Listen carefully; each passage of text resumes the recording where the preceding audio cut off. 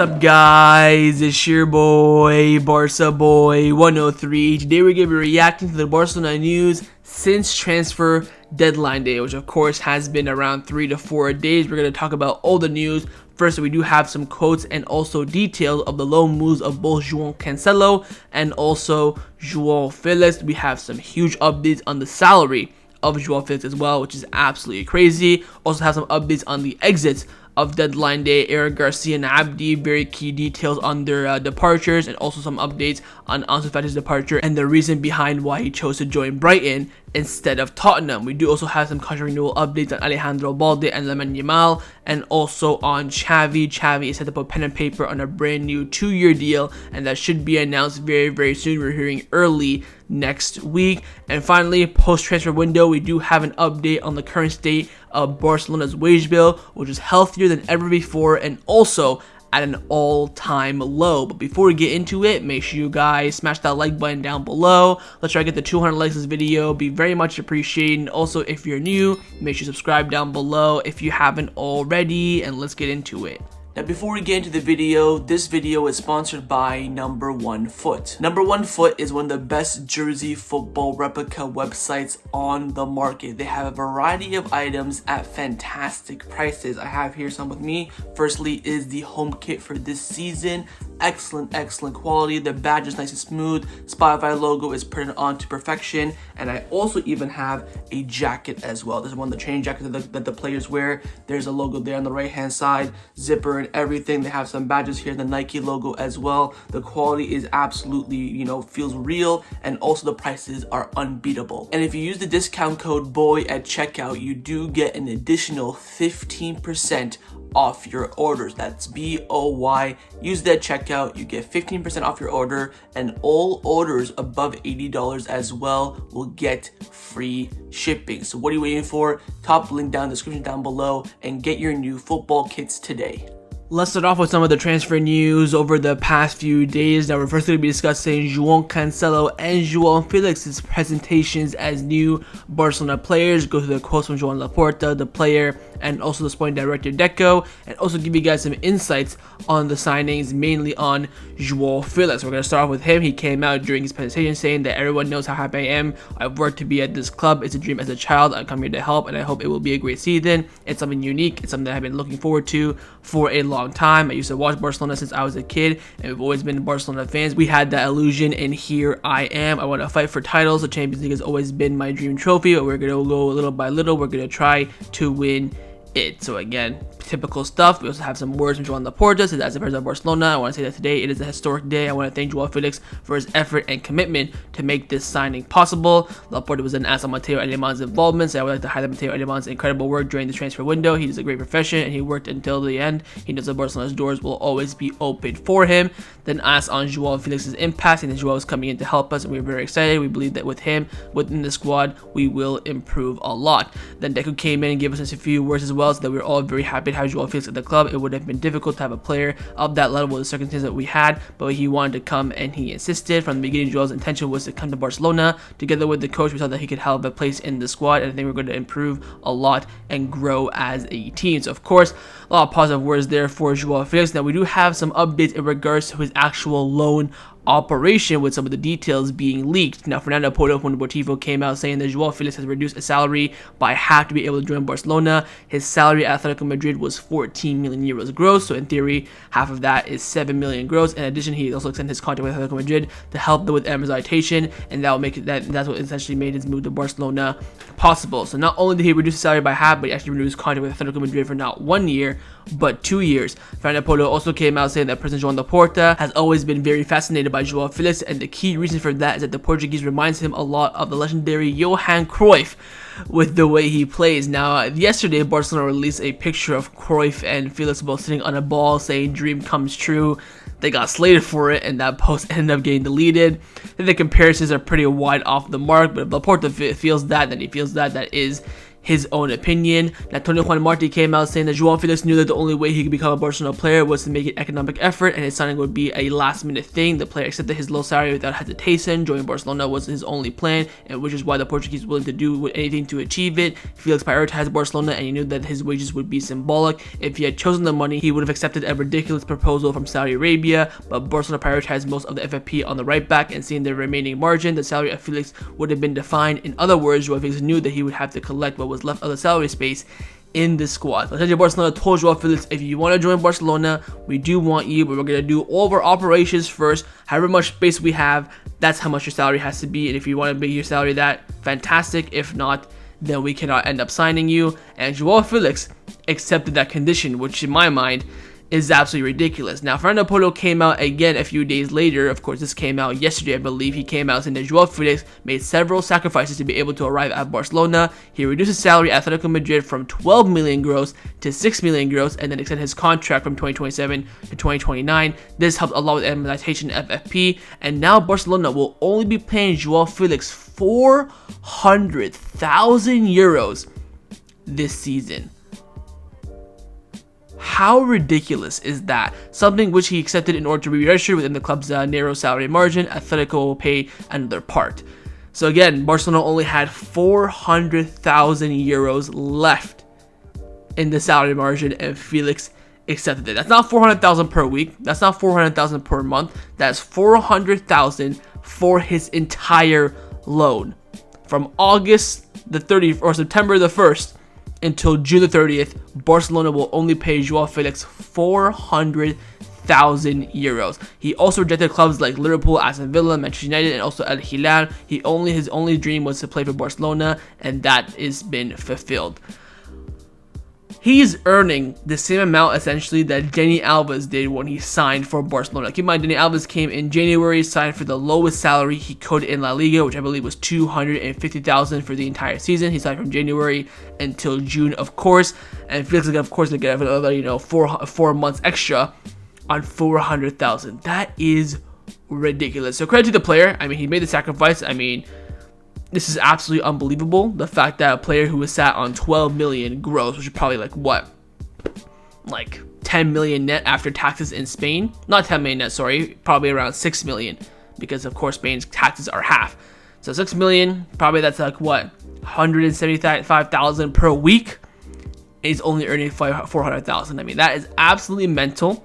Credit to the player. But now it's just down to him going on the pitch and performing now. Again, this loan has absolutely no risk factor whatsoever for Barcelona. They were only paying 400,000 euros for the player. That is it. No sign-on bonus, no loan fee, no amortization for Atletico Madrid. Just 400,000 euros, which for me is absolutely ridiculous. So credit to Joao Felix. Hopefully now he does perform on the pitch. Of course, the other Joao that we did sign that day was Joao Cancelo. He came out saying it's a dream come true. I want to thank my family and my friends and my mother who watched for me from heaven. She knew I wanted to play here. Of course, you don't know about the story with Cancelo's mother. They both got into a car crash together, and she ended up dying, and Cancelo was in depression, and he was of course going through injuries. He wanted to quit football, but then he kept going. He of course was at Valencia, then Inter, then Juventus, then Man City, so he ended in Bayern. He had a fantastic journey. Then he asked on Barcelona style, that Barcelona was always the club of my dreams. I wanted to play here. I identify a lot with the culture they have. It is the best club to be in now, and I'm very excited. I come with commitment and with humility to work. I have the pressure, and I hope to be the season filled with titles, because the club lives off this, and I can contribute work, commitment, and always be with the team to win titles. I know some of my teammates, and I think it's a spectacular group. It's going to be a great season for us. I'm really looking forward to it, and I hope that I have a lot of commitment and work, and I hope we win a lot of possible titles. Now we of course have some quotes from Laporta and Deco. Laporta came out saying that Joao Cancelo is a player with tremendous talent, specializing in right back. The coaching staff wanted him for the right back position. I want to highlight the fact that Joao Cancelo has shown an incredible commitment to be able to reach the club due to his age. He is a player with a lot of maturity and experience. So again, also highlighting Cancelo did make a financial sacrifice in some capacity. He's a very good work and has been done and incorporated with Joao. It is a worthy praise. We must also thank Jorge Mendes and his team. They have done everything possible for him to come. We hope to give the Culés a lot of joy. Then Deco came in. I would like to thank Joao Cancelo for the effort to come to the club. Without the sacrifice and commitment, we wouldn't be able to incorporate a player of his level into the club at this time. He's a player that will give us experience and quality. Players of this level want to come to Barcelona. I wish him luck, and with Cancelo and Joao Felix, we have now a better squad. So again, Laporte and Deco kind of said the same thing about Joao Felix as they did with Joao Cancelo as well, highlighting the contribution they did make, the sacrifice they did make, and also highlighting the fact that the coaching staff did want him. So of course Joao Cancelo will be a fantastic signing. We also have some quotes from someone else who is also very influential in both these two players joining, and that's of course their agent, Jorge Mendes, who came out saying that Barcelona have incorporated the two best players in the world in their respective positions. They are two phenomenon. So hopefully that is the case. Again, we have made the two loan deal signings. Joao Felix will cost around 400,000 euros for the entirety of his loan. Cancelo will be earning a weekly wage, which I believe is going to be around probably 100,000 per week, somewhere in that region. Could be lower, we don't know the exact figures, but if he's earning around 200, 220 at Man City, I expect that he did at least half that, 200,000, to be able to be fit in the salary margin of Barcelona. But you know what, we got two of the Joaos. I'm very, very excited for both of them, and let's hope they both perform and help Barcelona win a lot of titles this season.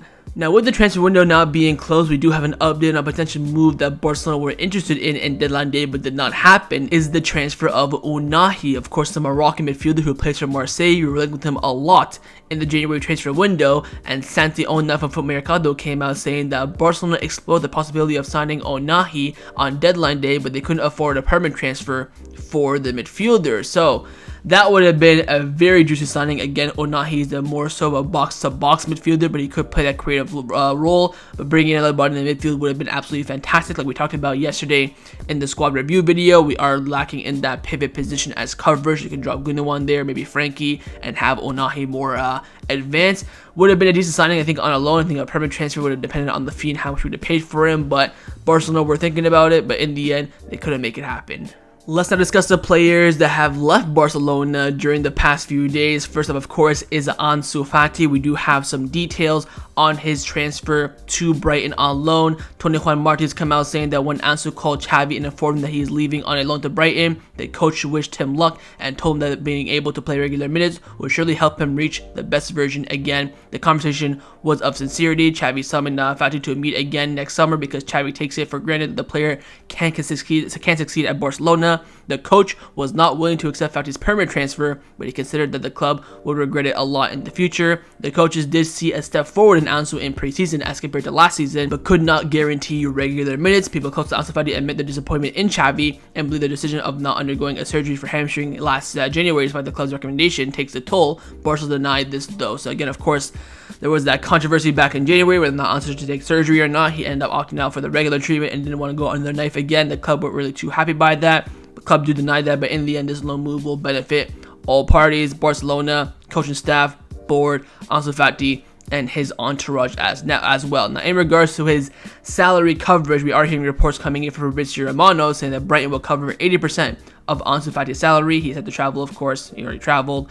The rumors at the time of his loan deal, it was that the salary coverage would have been around 70 to 75%, but now has been widely confirmed that it is 80%, which I think is good overall. I think Ansu Fati was around about 150,000 euros per week, so at least Brighton are covering 100,000 euros per week of his wages, which I think is a good move, and we're covering a little bit, of course, to have that retained value, which I think is absolutely fine. Now, we do have some quotes coming in from Ansu Fati when he first joined Brighton, saying that first I speak with the coaches and he had full confidence in me and told me what he thought about me. For me, that was a key factor in coming here. He was the main person who convinced me to come here after what he said, how he sees me as a player, and how I can improve. I think that was absolutely key. I knew it was a club that has grown during the past few seasons, that has made very good progress, even qualifying for Europe this season. I like the Premier League a lot, and Brighton was one of the clubs I followed the most. I want to have a great season, fight for the team, try to qualify for Europe again like they did last year. If we can qualify for Champions League, that would be even better. So those are Ansu Fati's ambitions, of course, at Brighton. Wishing nothing but the best and hope he comes back to Barcelona better than he was before, and then becomes, of course, a starter for Barcelona. As we all know, I think De Zerbi said this, the Brighton coach, and Xavi said this as well. Ansu Fati is just, Barcelona heritage. The next exit update that we do have is on the deadline day exit of Abde Ezzalzouli, which kind of shocked a lot of people during the past 24 hours of deadline day. We were quite shocked by the fee that we sold him for. At the time, we just thought we sold him for 7.5 million euros and had a 50% sell-on clause as well. But then the club released an official statement saying that Barcelona and Real Betis have reached an agreement for the transfer of Abde for 7.5 million euros. The club have a repurchase option and as well 50% of the rights for a future sale for the player. Now, during the time, we did not know. There was no rumors, no confirmation about that repurchase option, but Barcelona did confirmed it, and that made the deal more easy to take. I was saying in the video, this is probably one of the worst deals this board and probably in the club's history as well. But with this repurchase option, of course, it's wide off the market. It does not make it one of the worst deals ever. Now, according to Fabrizio Romano, Barcelona have a 20 million euro buy option back for Abde, and it's only valid for this summer that's coming up, 2024, and the summer after, 2025. Other than that, Barcelona do have 50% rights of a future sale. Now, keep in mind, now we saw this with Fran Garcia when he left Rayo Vallecano to join Real Madrid. The club sold him Real Madrid in the exact same way, had a buy option of 10 million. They sold him, I think, for like 2 million, something like that, but they only sold 50% of his rights. Now, when the 50% of the rights kicked in, Real Madrid only ended up paying 5 million euros for him. So, in theory, since Barcelona own half the player, they only have to pay half the fee, which means that we can buy back Abde for a net of 10 million euros. Overall, I mean, that's not bad. You're selling him for 7.5. If he does well, great. You buy him back for 10. You're only spending 2.5 million euros to send him out on Khatat. You're only spending 2.5 million euros to send him out to Betis on a 1 or 2 year loan, which isn't bad. I think the club handled the situation very, very well and got a very good deal out of it. Even if we spend 20 million, you're only losing like 12.5 or so. So it's not too bad, so to speak. And I think overall, the situation that we were in, deadline day, I think the club have done an absolutely exceptional job with this transfer. Now, Alarcon have come out saying that I had the decision to join Betis for 7.5 million, 50% sell-on clause buyback option instead of a Premier League club for 20 million upfront, upset the club's plans. Again, the club was very disappointed with Abde because, again, he rejected those offers at the whole entire window. The last seconds throws his toys at the Prem and says he wants to leave, which is bit annoying, but it's something that, happens sometimes and you have to make do with it, unfortunately. Now, we do have some quotes coming in from Ramon Planas, who of course is the sporting director of Real Betis, former sporting director of Barcelona, who actually signed Abde for Barcelona when he was the sporting director. He came out saying around 5 or 6 p.m. deadline day, I saw Abde lost, not coming to Betis whatsoever. They were hectic hours. I thought that it was getting very complicated due to the normal demands of Barcelona. From Abde, there was always commitment to Betis. He's a player who had an extraordinary season, who had many suitors. In those difficult hours, there were certain Spanish teams that were fighting to incorporate him, and also some from the Premier League. The player remained firm in signing for Betis. So again, Abde's commitment and desire to sign for Betis is what was very, very key. We heard some rumors at that time as well that the deal had collapsed. The Betis president had to go find some money to bring in Abde, but in the end they found out this formula that benefited all parties. Barcelona get money up front, Abde joins, and Barcelona also retained a large part of his future because, again, the deal selling Abde just for 7.5 million euros is an absolute scam. So I think overall, you consider everything that's been done, how it was done, when it was done, I don't think it was that bad of an operation for Barcelona. I think it's actually very positive that they came out of this because, with the situation they were dealt with, I think they handled it absolutely superbly. So in theory, we have sold on paper Abde to Betis. We do have a buyback option for 20 million euros, but we still have that 50% right of his future because we only sold 50% of his rights. We only had to buy him back for 10 million euros, so around 2.5 million euro loss for Barcelona. But again, he goes out there, gets experience, and you don't have to buy him this summer. You can also buy him in the summer of 2025, which I believe is absolutely imperative. It was just this summer that would have led Barcelona in a difficult situation. They probably would have had to just force buy him back, try and flip him and earn some profit, but now they can let him go out there for 2 years. Don't worry about him. He can come back a bigger and better player. Now, the final exit update that we do have is on the loan exit of Eric Garcia, also taking place on deadline day. Now, we do know that he has joined on a season-long loan deal, and the rumor is that Girona will cover 80% of his salary. The question was, is Barcelona going to put in that clause in where he cannot play against Barcelona? Of course, Julian Araujo has that in his contract. Pablo Torre has that in his contract, where if they play against Barcelona, their respective clubs, Las Palmas and Girona, will have to pay a fee. That was a big question. That's, for me, is what left this as a good move or a bad move.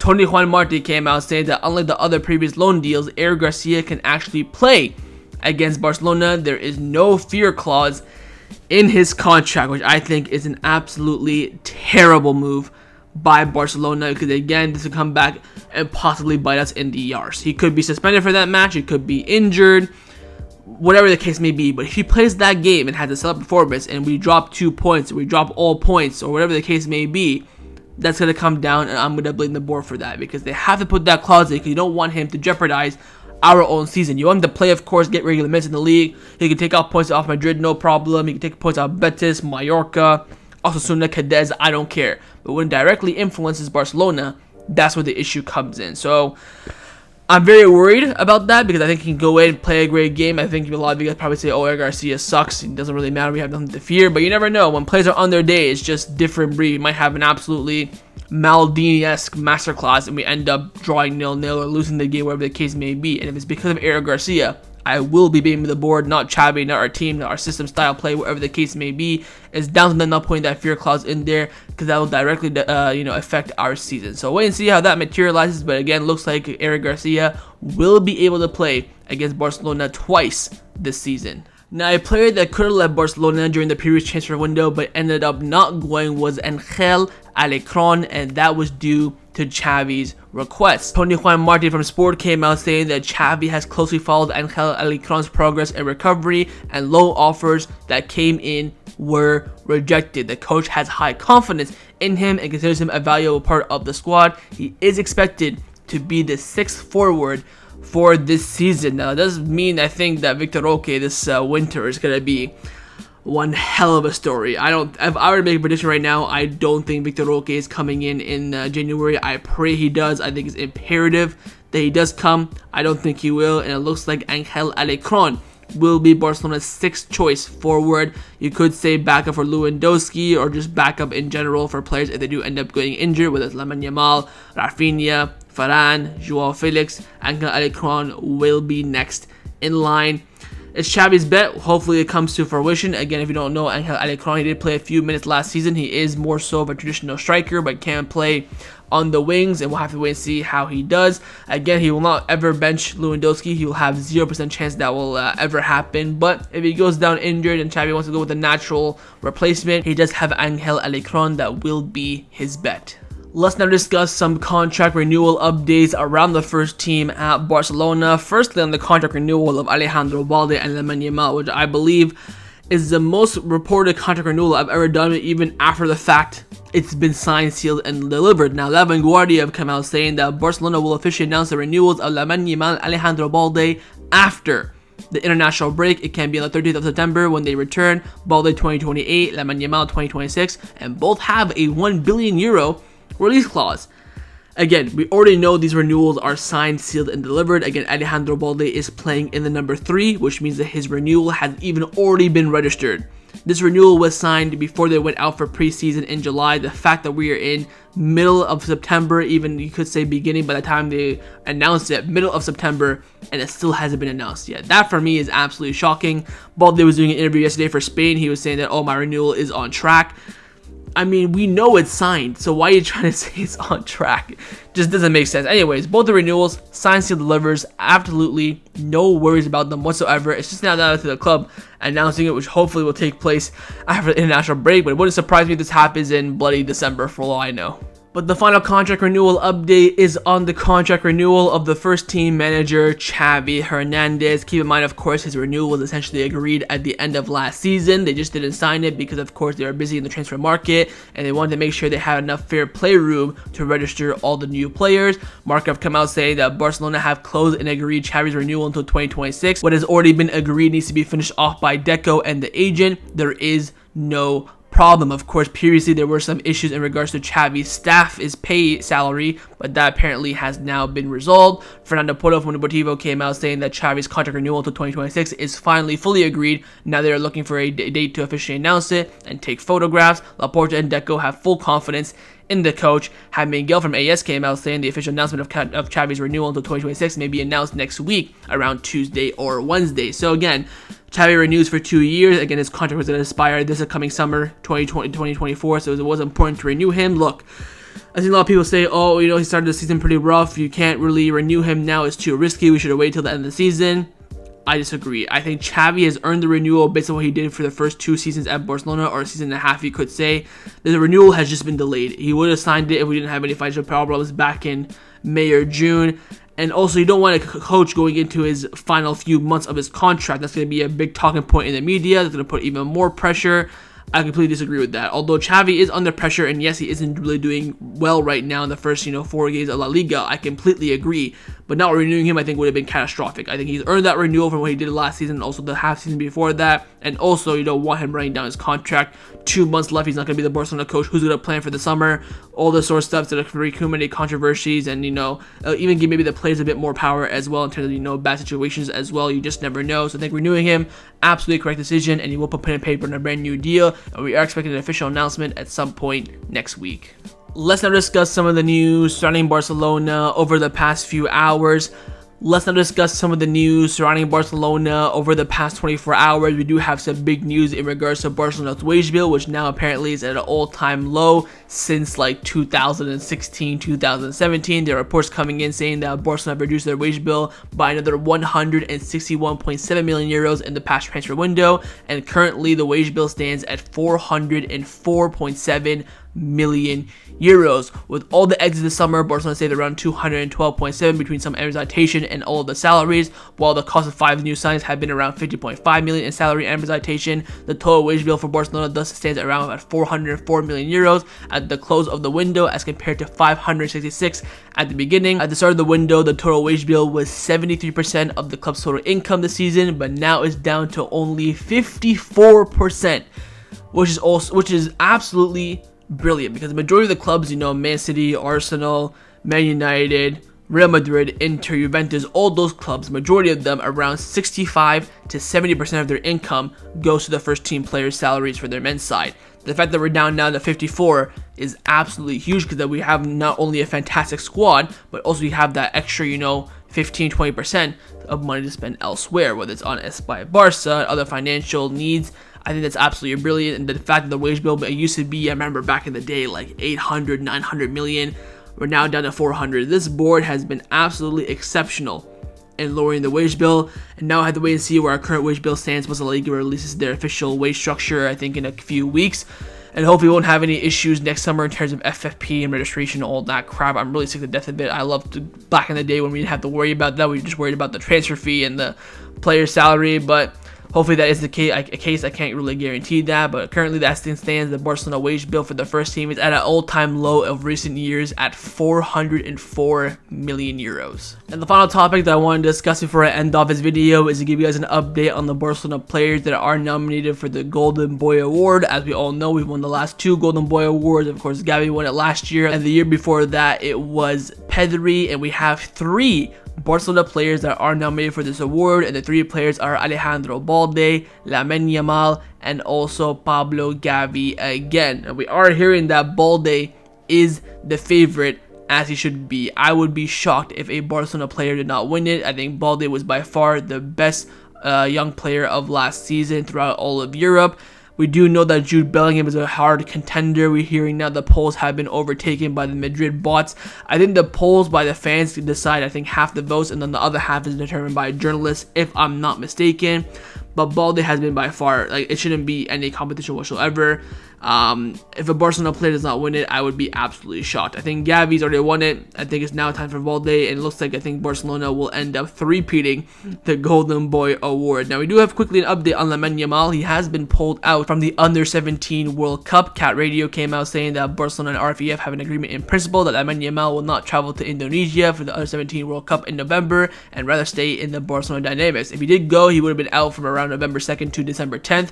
Month and a half of football for Barcelona. That would have been absolutely catastrophic. So that's also fantastic news as well. So we'll see what happens with the Golden Boy Award. I think this will be announced around near the end of the year, but again, it looks like a Barcelona player will end up winning it. So that was my reaction to the Barcelona news over the past few days, or you could say since transfer deadline day. Hopefully you guys enjoyed this video. If you did, make sure to leave a like, and of course leave me your thoughts down below in the comments on everything we discussed. But the main thing I want firstly, of course, is your thoughts on the details of those loan exits during deadline day. Second, your thoughts on Xavi's renewal. Would you have renewed his contract or not? And finally, your thoughts on the current state of Barcelona's wage bill. And of course, make sure you guys subscribe down below if you haven't already, and I'll see you guys next time on the channel. Take care, and Forza Barca.